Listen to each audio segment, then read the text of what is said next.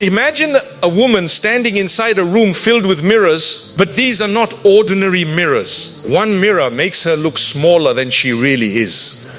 Another magnifies every flaw while hiding every beautiful thing within her. A third carries the voices of people who rejected her, criticized her, compared her, or made her feel that she was always too much or never enough. For years, she keeps changing herself. She becomes quieter so people will not call her difficult. She gives more so no one will accuse her of being selfish. She hides her dreams so others will not feel threatened. She accepts less than she deserves because she is afraid of being left alone. But no matter how much she changes, the reflection never becomes beautiful. Then, one night, every light in the room suddenly goes out. The woman panics. She thinks she has lost everything. She cannot see the mirrors. She cannot see herself. She cannot see the door, but in that darkness, something strange happens. For the first time, she stops looking at the reflections. For the first time, she hears her own heart, and slowly she understands that she was never as broken as the mirrors made her believe. The mirrors were distorted. The voices were distorted. The relationships were distorted. Her understanding of her own worth had been distorted. Perhaps this is why Allah sometimes allows the lights around a woman to disappear. The attention fades. Certain people leave. The future becomes unclear. The door she wanted closes. The support she depended upon suddenly feels distant. She thinks she is being buried, but Allah may be removing the false reflections that kept her from recognizing who she truly was. My dear sister, elevation does not always begin with celebration. Sometimes it begins with confusion. Sometimes it begins with the strange feeling that your old life no longer fits you. Sometimes it begins when the people you trusted misunderstand you, the plans you loved collapse, and the version of you that survived by pleasing everyone can no longer continue. But understand this carefully. A difficult season is not proof that you are better than other women. Pain is not a certificate of superiority. Elevation is not about standing above people. True elevation is being brought closer to Allah. It is becoming more sincere, more grounded, more courageous, more merciful, and less controlled by the approval of creation. So ask yourself one honest question. What if the test you are calling rejection is actually separation from everything that taught you to reject yourself? What if Allah is not removing your worth? What if He is removing the mirrors that never knew how to reflect it? One, Allah may allow you to be misread by the people you tried hardest to love. One of the strangest tests a sincere woman can face is being misunderstood by the very people she tried hardest to support. You were present when they were hurting. You listened when no one else had patience. You forgave what others would have walked away from. You remembered their needs, protected their secrets, excused their weaknesses, and carried burdens they never even realized you were carrying. Yet when the story was told, you became the difficult one.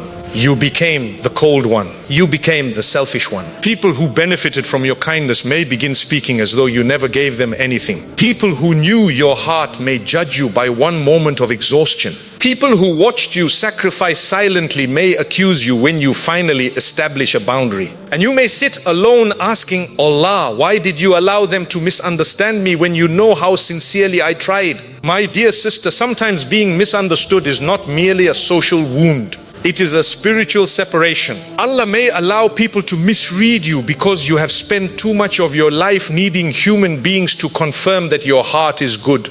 You know what you did. Allah knows why you did it. But somewhere inside you, that knowledge stopped being enough. You needed them to say you were kind. You needed them to admit that you tried. You needed them to defend your name. You needed an apology before your heart could rest. Without realizing it, you placed the key to your peace inside someone else's hand. So the test comes. You explain yourself, but they do not understand. You provide evidence, but they have already chosen their version. You speak gently, but your gentleness is used against you. You remain silent, and your silence is interpreted as guilt. Eventually, you reach the end of explanation, and that ending can become the beginning of freedom. There comes a moment when a woman must stop entering every courtroom where people have placed her name on trial. Not every accusation deserves your emotional energy. Not every misunderstanding requires a speech. Not every person has earned access to the deepest reasons behind your decisions. You are allowed to walk away from conversations designed only to exhaust you.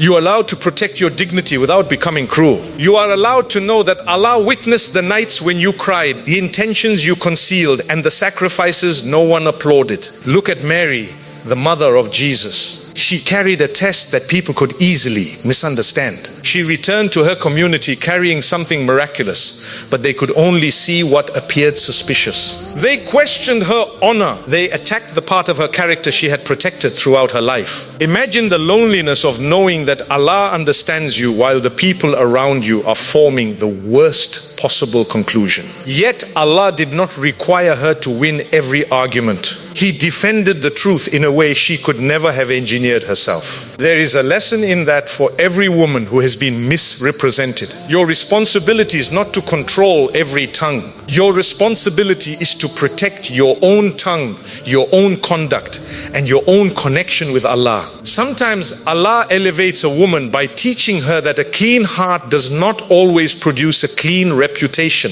in the eyes of people. Good women can be misunderstood. Sincere women can be criticized. Gentle women can be accused. Faithful women can be abandoned. But none of that changes what Allah knows. Stop exhausting yourself trying to become innocent inside the imagination of someone committed to misunderstanding you. You may never receive the correction you hoped for. They may never return and say, "We were wrong about you." But your healing cannot remain dependent upon their honesty. There is a higher kind of peace. It is the peace of knowing that Allah saw the full story. When you reach that peace, you stop begging people to recognize your heart. You continue doing good, but you no longer perform goodness for recognition. You remain compassionate, but you no longer destroy yourself, proving that you are compassionate. You become careful with your intentions because you understand that being known by Allah is greater than being correctly interpreted by everyone. Perhaps this test was never sent to ruin your name. Perhaps it was sent to release your soul from the need to have your name protected by people. Too, Allah may empty your hands to break your fear of losing. Some women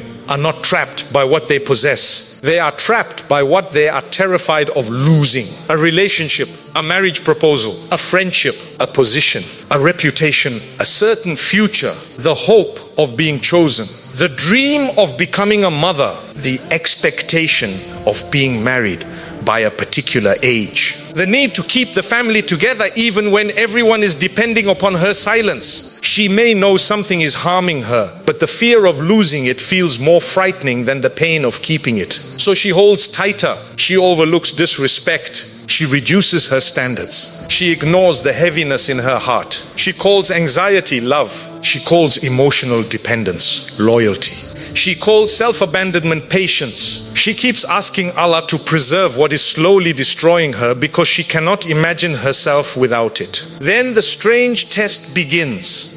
The thing she feared losing starts slipping away. The person becomes distant. The plan becomes impossible. The door closes despite every effort. The future she rehearsed in her mind begins disappearing. She feels as though her hands are being emptied against her will. But an empty hand is not always a sign of divine anger. Sometimes Allah empties your hand because you would never release what your heart had turned into an idol of emotional security. My dear sister, attachment becomes dangerous when you begin believing that your life cannot continue without a created thing. Love is not wrong. Wanting marriage is not wrong. Wanting companionship, stability, children's success, and belonging is not wrong. But when the thought of losing something makes you willing to lose your dignity, your peace, your obedience, or your identity, the blessing has begun occupying a place in your heart it was never meant to occupy. Allah may then allow you to experience the very loss you were afraid of, not because He wants you empty forever, because He wants you to discover that you can survive with Him what you thought would destroy you without that person. At first you will not feel strong. You may wake up reaching for a life that no longer exists. You may replay conversations. You may question your worth. You may wonder why another woman received what you prayed for. You may feel embarrassed because people knew what you hoped would happen. But slowly, something begins changing. You learn how to sleep without waiting for a message. You learn how to make decisions without asking whether someone will approve. You learn that loneliness is painful, but losing yourself is more painful. You learn that a closed door can wound you and protect you at the same time. You learn that your heart can break without your faith being destroyed. And perhaps the greatest discovery is this: you were not weak because you loved. You became weak only when you believed that being loved by that person was the source of your value. The loss reveals the difference. There are women who keep people in their lives because they are afraid of beginning again. But beginning again with dignity is better than continuing with humiliation. There are women who remain emotionally imprisoned by memories because memories feel safer than uncertainty. But the past cannot become your permanent home. There are women who think that losing one possibility means losing every possibility. But Allah is not limited to the door you saw. He is not limited to the person you chose. He is not limited to the timeline you created. He is not limited by your age, your history, your mistakes, your family circumstances, or the opinions of people who decided your best days were behind you. What leaves your hand does not leave the knowledge of Allah. What misses you was never beyond His control. And what is written for you does not require you to crawl, compete, manipulate, or abandon yourself.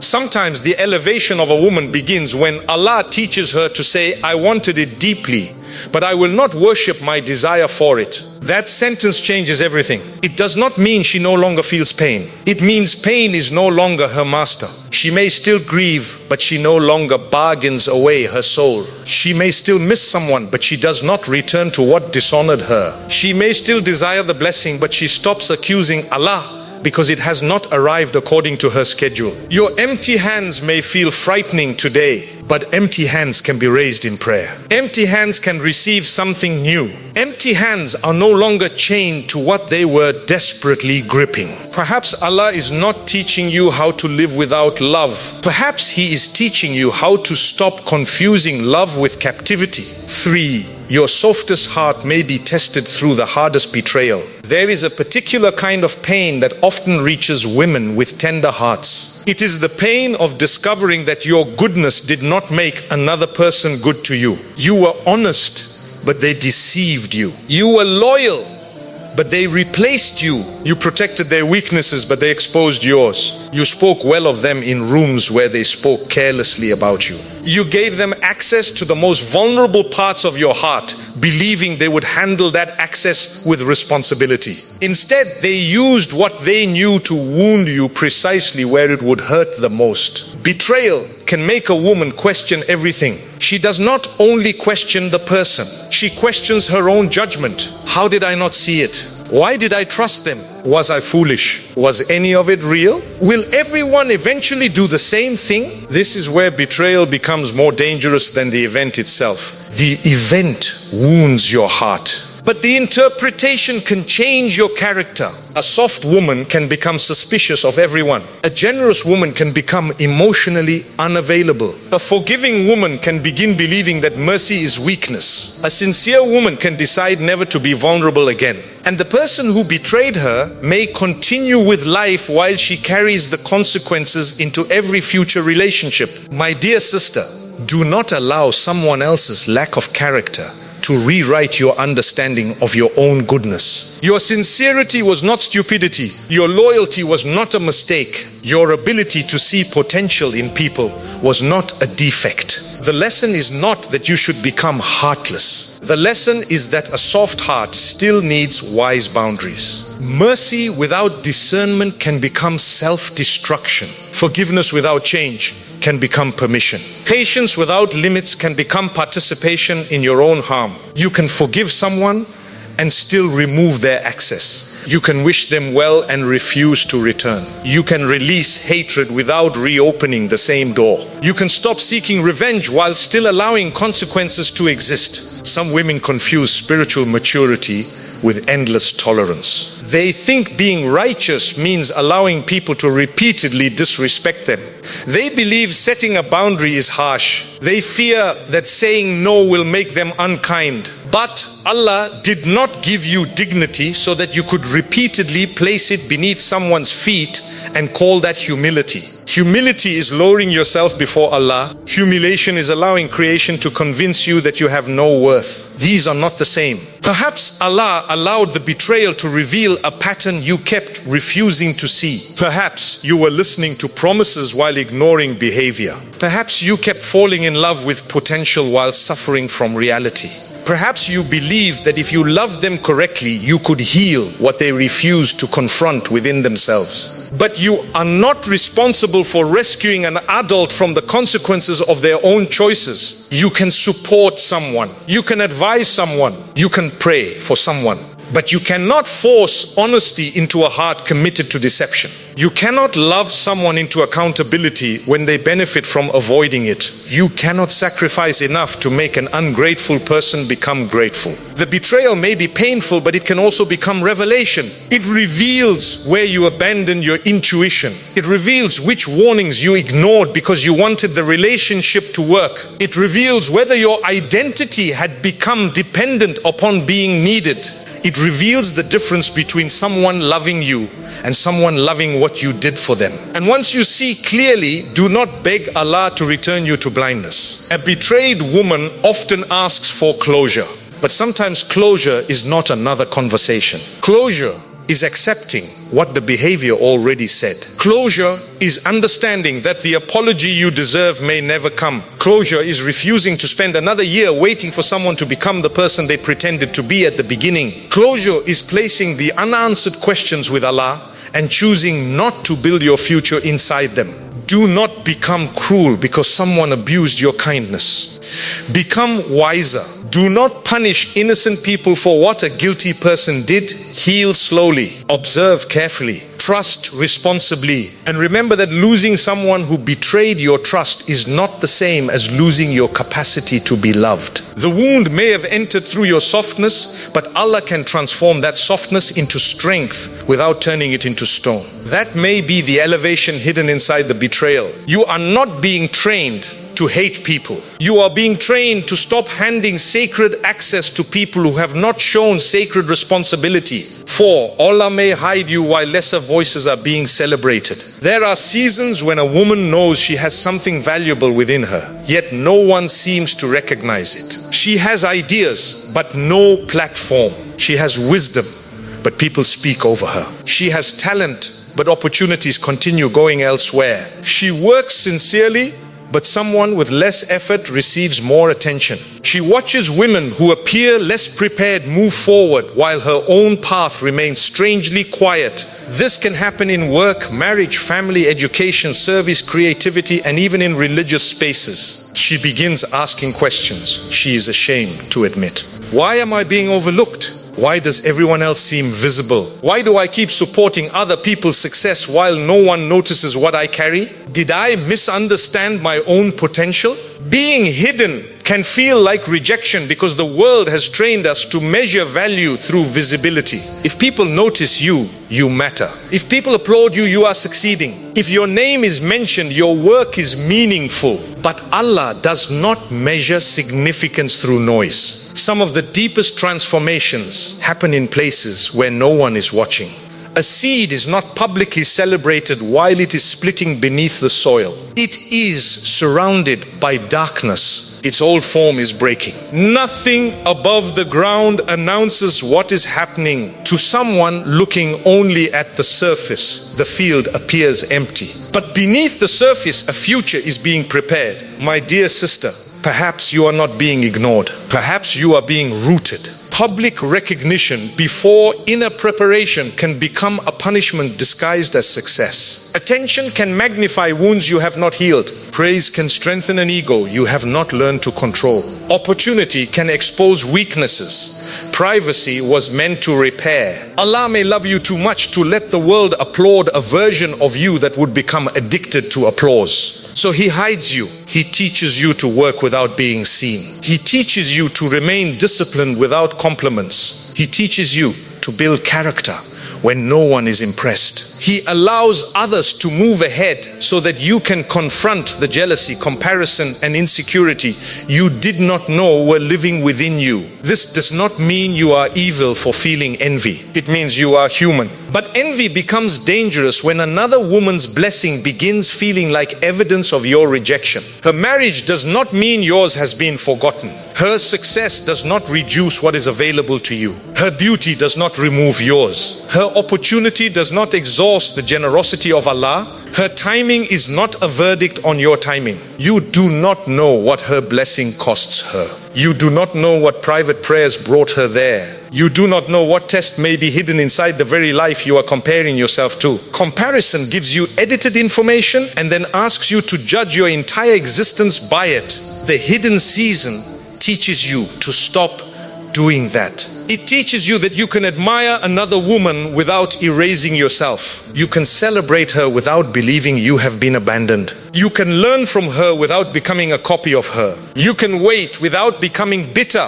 Being hidden may also be protecting your intention. Would you continue if no one praised you? Would you serve if your name were never mentioned? Would you create if the numbers remained small? Would you pursue knowledge if no one called you intelligent? Would you dress with dignity if no one complimented you? Would you remain faithful if obedience did not immediately improve your circumstances? These questions are uncomfortable because they expose whether you want the purpose or only the recognition attached to the purpose.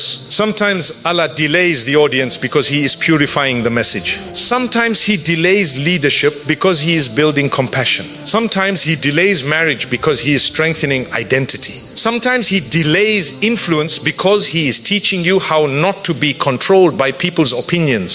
Sometimes He delays the blessing because your current self would use it to prove something to people who hurt you. But your blessing was not created to become revenge. Your elevation is not supposed to be a performance directed at those who overlooked you. You do not need to become successful so they will regret losing you. You do not need to become beautiful so someone will regret rejecting you. You do not need to become powerful so those who dismissed you will feel small. That still leaves your life emotionally centered around them. True elevation is when their reaction is no longer the reason you rise. You rise because Allah gave you responsibility. You grow because your soul deserves discipline. You heal because you are tired of carrying wounds into innocent places. You become excellent because excellence is an act of gratitude. Continue building in the hidden place. Learn what you need to learn. Repair what needs to be repaired. Let your roots deepen. When visibility arrives, you will need roots more than excitement. And when Allah finally brings you forward, you may realize that the quiet years were not empty.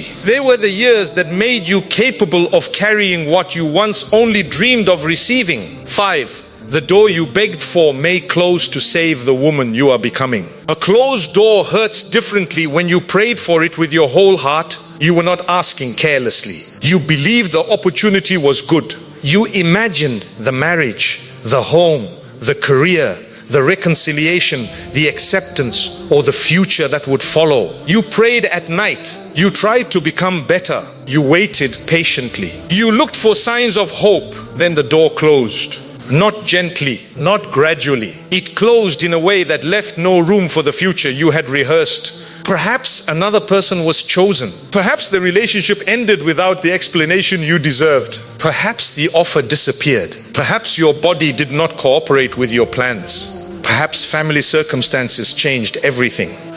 Perhaps years passed and the answer still did not arrive. A woman can accept many things publicly while privately carrying a graveyard of unlived futures.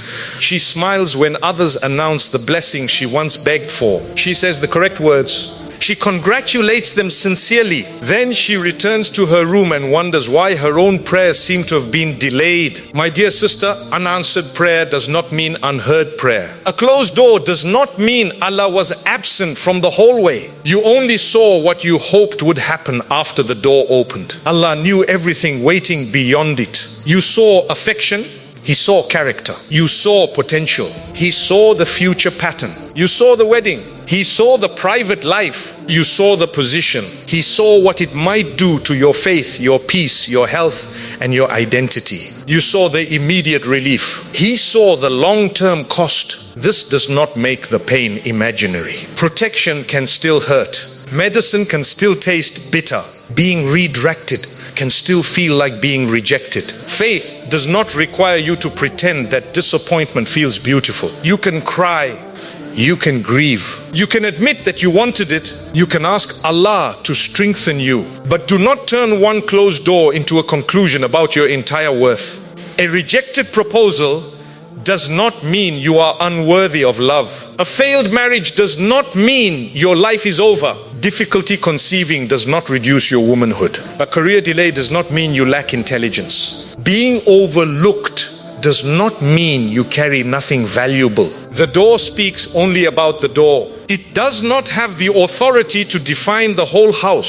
Sometimes a woman becomes so focused on what did not open that she stops noticing what Allah is opening within her. The closed relationship opens discernment. The closed opportunity opens discipline. The closed plan opens prayer. The closed timeline opens surrender. The closed chapter opens a version of her that no longer bases her value on being selected by people. There are doors you would reopen today if you could. But perhaps the woman you will become would thank Allah that you never received the key. Think of the times you once begged for something that you now recognize would have harmed you. At the time, you could not imagine a better outcome. Your knowledge was limited to desire. Allah's knowledge included consequences. Why assume that the same wisdom is not operating now? The difficulty is that divine protection does not always introduce itself. It may arrive dressed as silence. It may look like delay. It may feel like humiliation.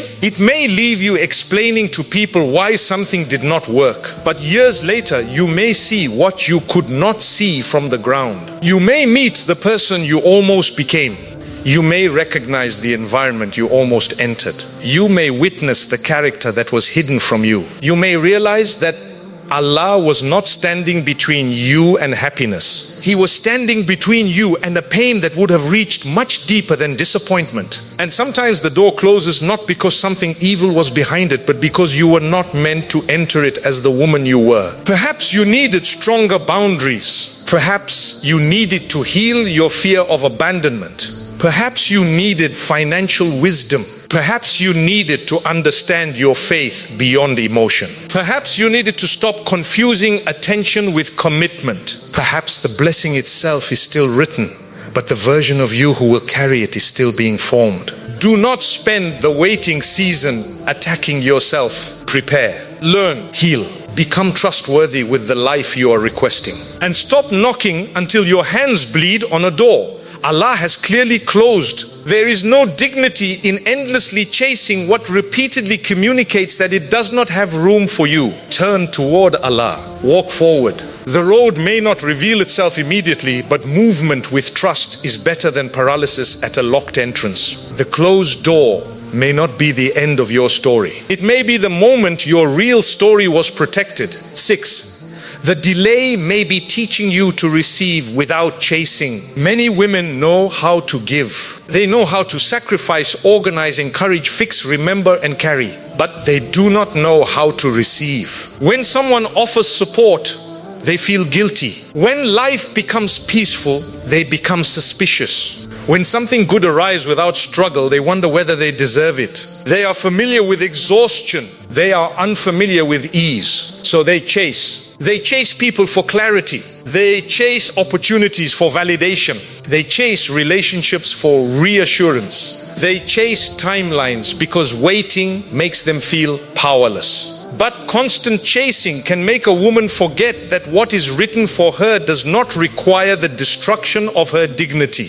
There is a difference between effort and desperation. Effort is responsible. Desperation becomes willing to compromise everything for a particular outcome. Effort sends the application. Desperation believes one rejection has ruined the future. Effort communicates interest. Desperation repeatedly pursues someone who has shown indifference. Effort works on the marriage. Desperation accepts abuse because being alone feels unbearable. Effort asks for help. Desperation tries to force a door that Allah is not opening. The delay may be exposing how much of your life has been driven by fear. Fear that time is running out. Fear that everyone else is moving ahead. Fear that you will be forgotten. Fear that no one else will come. Fear that this is your only opportunity. Fear speaks in urgency. It says, take whatever appears because nothing better may arrive. Faith says, move wisely, but do not treat scarcity as though Allah's generosity has ended. My dear sister, receiving requires a different kind of strength. It requires you to believe you do not have to earn love by suffering for it. You do not have to become indispensable before someone values you. You do not have to hide your needs to be considered easy to love. You do not have to compete with every woman in the room. You do not have to perform perfection to deserve respect. The delay may be teaching you how to recognize healthy things when they arrive. A woman accustomed to chaos may mistake peace for boredom. A woman accustomed to inconsistency may mistake anxiety for chemistry. A woman accustomed to earning affection may distrust anyone who gives it freely. A woman accustomed to carrying everyone may feel useless when no one needs rescuing. So Allah may slow the journey while He repairs your ability to receive without fear. This season is not asking you to become passive. Continue working, continue praying, continue improving. But stop approaching life as though everything good must be hunted down before it escapes you. Some blessings arrive when you are no longer negotiating against yourself. Some doors open when you have learned not to crawl through them. Some relationships become possible when you no longer need them to repair your identity. Some forms of provision arrive when you have developed the discipline not to waste them. The delay can be mercy because receiving too early may cause you to misuse what you prayed for. You asked for love, but perhaps you first needed to learn what love is not. You asked for influence, but perhaps you first needed to survive being invisible. You asked for wealth, but perhaps you first needed to develop restraint. You asked for leadership, but perhaps you first needed to experience what careless leadership does to vulnerable people. You asked for peace, but perhaps you first needed to stop inviting chaos back into your life. Do not call every slow process a denial. Some things grow slowly because their roots must carry greater weight. Let the delay teach you composure. Let it teach you not to panic when you do not have immediate answers. Let it teach you that your life is not late simply because it does not resemble another woman's life. There is no single timeline for womanhood. Marriage is not graduation from incompleteness. Motherhood is not the only evidence of feminine value. Professional success is not the only proof of intelligence. Visibility is not the only form of impact. Your life is not a failed copy of someone else's journey. It is a responsibility written with its own tests, gifts, timing, and opportunities for nearness to Allah. Stop insulting your chapter because it does not look like hers. You may be closer than you realize, but closeness will not benefit you if panic convinces you to accept a substitute. What is truly meant for you will not require you to become someone you hate in order to hold it. 7. When the test ends, you will not return as the woman who entered it. Every deep test asks for something from you, not merely your patience. It asks for an old identity. The woman who entered the test may have believed that being needed made her valuable. She may have confused silence with peace. She may have accepted disrespect because she feared loneliness.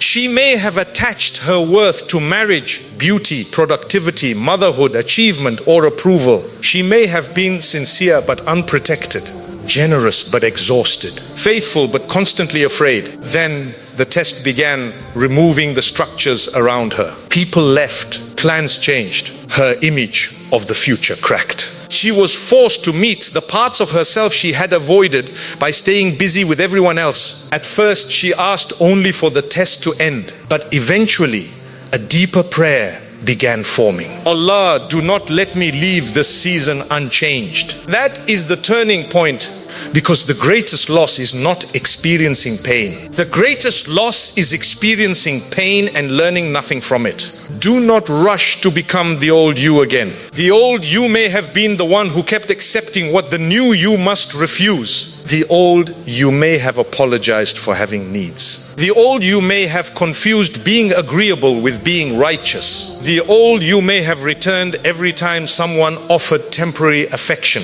The old you may have spent years trying to prove her worth to people who benefited from her insecurity. Let that version rest. Honor what she survived, but do not rebuild the prison she escaped. Elevation is often quiet.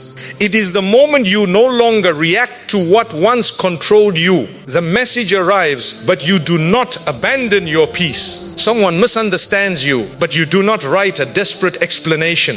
Another woman receives her blessing, but you do not interpret it as your rejection. The door closes, but you do not collapse into self-hatred. You feel lonely, but you do not return to harmful company. You are praised, but praise does not intoxicate you.